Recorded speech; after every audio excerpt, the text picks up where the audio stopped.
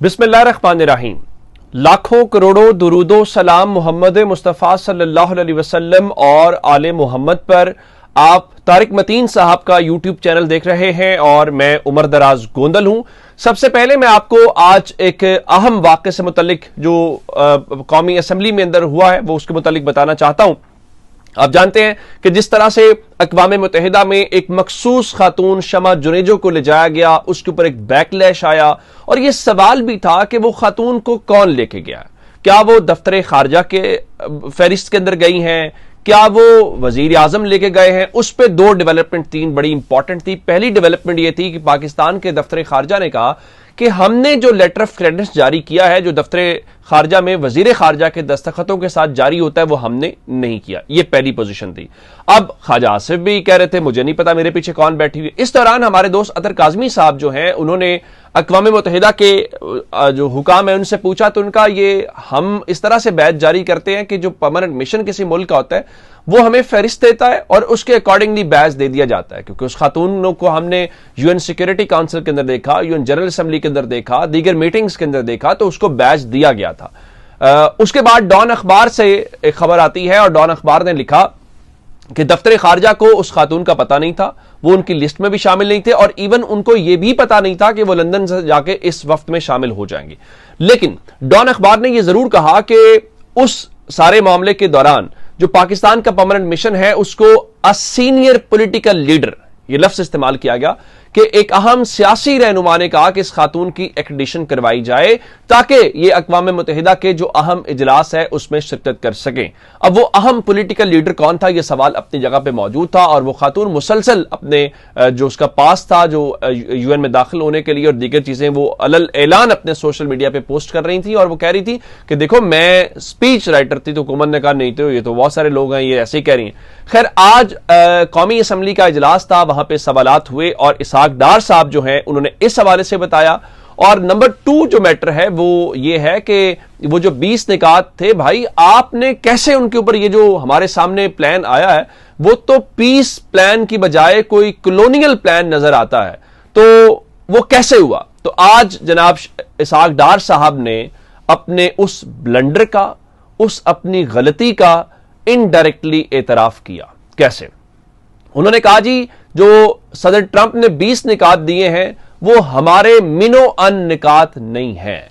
हमारे साथ यानी 8 इस्लामी मुल्कों में जिसमें अरब मुल्क भी शामिल थे और पाकिस्तान भी शामिल था, वो जो ड्राफ्ट हमें दिया गया और जो ड्राफ्ट बाद में आया उसमें तब्दीली है। यही बात अमेरिकी वेबसाइट्स कर रहे थे। तो फिर सवाल यह पैदा हुआ और ये हम बार बार कह रहे थे कि अमेरिका के सदर की प्रेस कॉन्फ्रेंस से पहले और उन 20 निकात के ऑफिशियल ऐलान से पहले शहबाज शरीफ साहब ने ट्वीट कैसे दाग दिया, आपने उन पॉइंट्स को इंडोर्स कैसे कर लिया, आपने दो रियासती हल तो पाकिस्तान पहले भी कहता है लेकिन 1967 के बॉर्डर से पहले वाला आपने कैसे कर लिया। आज फिर कौमी असम्बली में लोगों ने पूछा है, मैंने पूछा तो कहा हमें कोई इल्हाम तो नहीं हो गया था ना जी हमारे पॉइंट्स में तब्दीली हो जाएगी या हो गई है।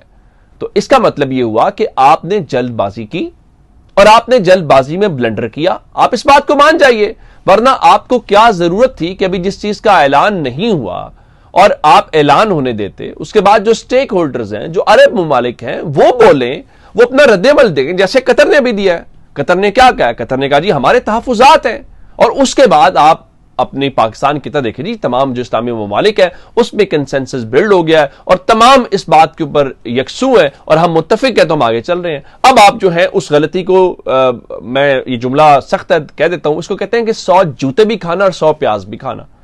यानी आपने ट्रंप का प्लान भी, और ट्रंप क्या कह रहे हैं, ट्रंप अपनी तकरीर में कहते हैं बार बार कि पाकिस्तान तो पहले दिन से 100% हमारे साथ था, अब आप पीछे हट रहे हैं। वजह आपने घर में डिबेट नहीं की या लोग मानने को तैयार नहीं है कि ये तो एक कंप्लीट सरेंडर है, इसमें कहां पीस कहां से आया है और ये तो वीटो पावर है उस नाजायज मुल्क के पास। और वो कह रहा है कि हम तो फलस्तीन को एज ए रियासत नहीं मानेंगे, ना उसको बनने देंगे। एक ये मामला हुआ।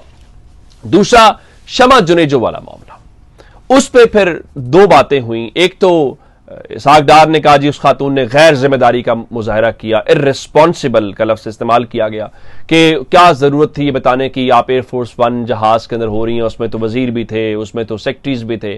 دوسرا انہوں نے کہا جی میں وزیر خارجہ کے طور کے پر بتا سکتا ہوں کہ وہ جو فارن آفس کا فائنل ڈیلیگیشن تھا وہ خاتون اس کا حصہ نہیں تھے، کیونکہ لیٹر آف جو کریڈنٹس ہوتا ہے وہ وزیر خارجہ نے دستخط کرنا ہوتا ہے۔ لیکن اس کے ساتھ ایک بات وہ مان گئے کہ وہ شہباز شریف کی یا وزیر اعظم کی جو ٹیم ہے اس میں شامل تھے۔ پھر اس نے کہا کہ دیکھیں جی وہ جو شہباز شریف کی ٹیم ہوتی ہے وہ یا پرائم منسٹر کی جو ٹیم ہوتی ہے وہ الگ سے ہوتی ہے، اس میں سیکٹریز ہوتے ہیں، اس میں دیگر سیکیورٹی کے لوگ ہوتے ہیں، تو یہ جو سپیچ رائٹرز کا ایک 5 سے 6 لوگوں کا گروپ تھا یہ اس کے اندر کام کر رہی تھی۔ تو اس کا مطلب یہ ہوا کہ شمع جنیجو اگر ڈان کے اس لفظ کو جو سینئر پولیٹیکل لیڈر کا لفظ استعمال کیا گیا اور اس چیز کو ملا لیا جائے تو کیا یہ ہم کہنے میں حق بجانب ہے کہ شمع جنیجو کو جناب شہباز شریف اپنے ساتھ لندن سے لے کر گئے تھے؟ اور اگر شہباز شریف صاحب لے کے گئے تھے تو کیا یہ کہنا چاہیے کہ مسلم لیگ نون اس خاتون کو اون کرتی ہے؟ اور اگر شہباز شریف کر رہے ہیں اور تو کیا پھر وزیر اعظم کا آفس جو ہے وہ وضاحت دے گا کہ اب آپ کی تقریریں اس مخصوص خاتون جس کا ایک مخصوص بیک گراؤنڈ ہے، جس کے اوپر بہت سارے سوالات ہیں، اس حوالے سے کیسے ہوا؟ اور پھر پاکستان کا جو وزیر اعظم کا ایئر فورس کا جہاز ہے کیا وہ چنچی کی طرح استعمال ہوتا ہے کہ جس کو آپ چاہیں اور نہ اس کو دیکھتے ہیں کیونکہ سیکورٹی کلیئرنس سے آپ اس کو بٹھا کے لے جاتے ہیں؟ یہ بہت غیر سنجیدگی کا عالم ہے۔ اور پھر اس کے بعد اپوزیشن کی جانب سے بہت سخت رد عمل اور جائز سوالات تھے، جس میں اسد کیسر صاحب نے تقریر کی اور ان کا شہباز شریف کو قوم سے معافی مانگنی چاہیے، اور شہباز شریف نے قوم کا جو سر ہے وہ شرم سے جھکا دیا ہے۔ اور آپ نے اس حوالے سے یہ ساری باتیں ہوئی تو میرے خیال سے یہ بالکل ویلڈ بات ہے، لیکن آپ حیران اس بات کے اوپر ہوں گے جب آج اسد کیسر صاحب قومی اسمبلی کے اندر شمع جنیجو کے اوپر اور اس کے بعد خواجہ آصف یا اس ناجائز ملک سے متعلق بات کر رہے تھے تو پی ٹی وی کی جو فیڈ ہے جو آتی ہے عام طور پہ اسمبلی کے سیشن کے لیے وہ بند کر دی گئی۔ تو پھر سوال یہ پیدا ہوتا ہے کہ یہ اسمبلی کا جو اجلاس ہے یا اسمبلی کی تقریریں وہ اپنی حکومت کی صرف دکھانی ہوتی ہیں؟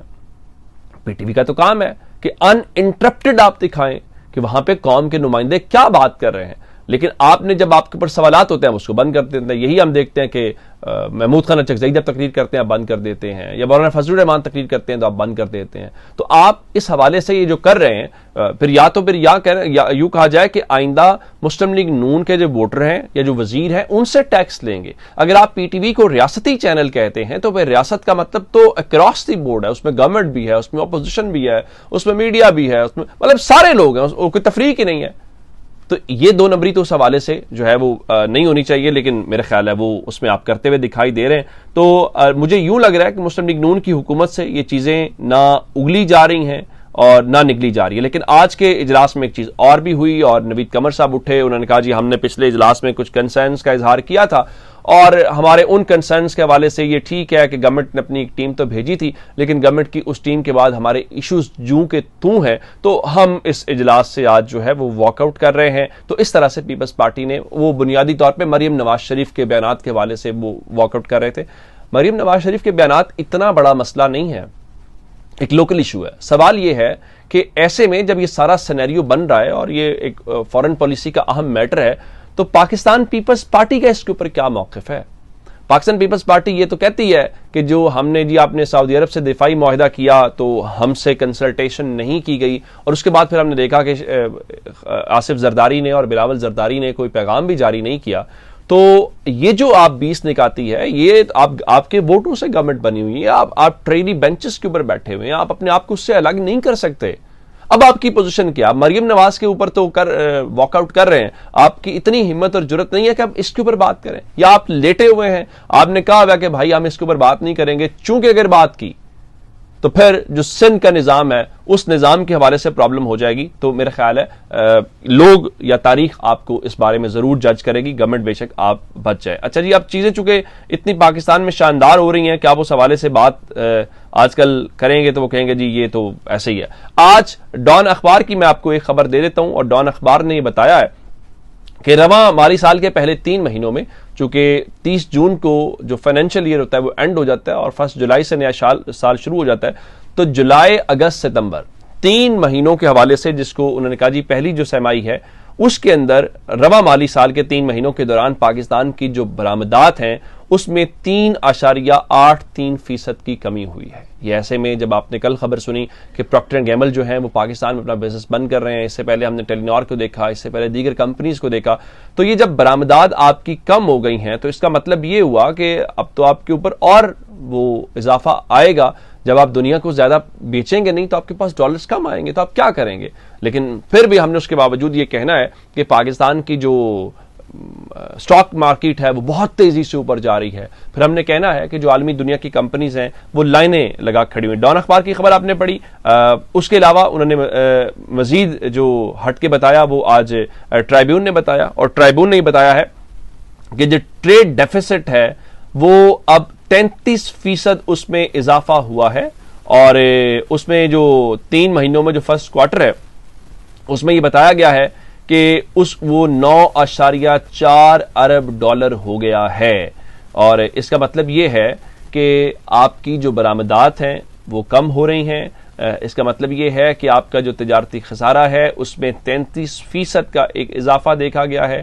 اگر یہ سب کچھ دیکھا گیا ہے تو پھر وہ جو سب اچھی چیزیں ہیں، اچھی خبریں ہیں، جو معیشت ہے وہ کہاں پہ ہو رہی ہے؟ پھر وہ بھی سوال تو ہونا چاہیے، یا پھر وہ صرف ٹی وی ٹاک شوز اور پریس کانفرنسز اور تقریروں کی حد تک ہی ہو رہی ہے؟ تو یہ اب تک کے اپڈیٹس ہے، اپنا بہت سارا خیال رکھیے گا۔ خدا حافظ۔